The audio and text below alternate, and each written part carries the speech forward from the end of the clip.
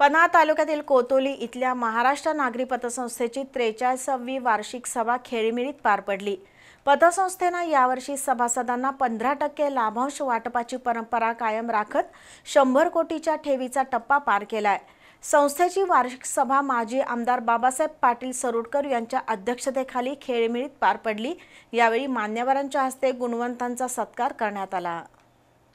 सभासद हेच दैवत मानून 4 दशकाहून अधिक काळ पारदर्शी व्यवहार आणि ग्राहकांचं हित जोपासत पन्हाळा तालुक्यातील कोतोली इथल्या महाराष्ट्र नागरी पतसंस्थेचं वटवृक्षात रूपांतर झाले। संस्थेची 43वी वार्षिक सभा माजी आमदार बाबासाहेब पाटील सरोडकर यांच्या प्रमुख उपस्थितीत संपन्न झाली। महाराष्ट्र नागरी पतसंस्थेचे अध्यक्ष डी.जी. पाटील यांच्या शिस्त आणि काटेकोरपणामुळे संस्था मोठी झाली असून संस्थेचा जिल्हाभर शाखा विस्तार झाला असून संस्थेच्या 10हून अधिक शाखा आहेत। संस्थेनं 100 कोटीच्या ठेवीचा टप्पा पार करून आदर्श निर्माण केलाय, असे उद्गार माजी आमदार बाबासाहेब पाटील सरोडकर यांनी काढले। दरम्यान माजी आमदार सत्यजित पाटील, गोकुळचे संचालक चेतन नरके, अजित नरके, जिल्हा बँक संचालक बाबासाहेब पाटील असुर्लेकर, शिक्षक नेते दादासाहेब लाड यांनी मनोगतातून संस्थेच्या यशस्वी वाटचालीचा आढावा घेतला।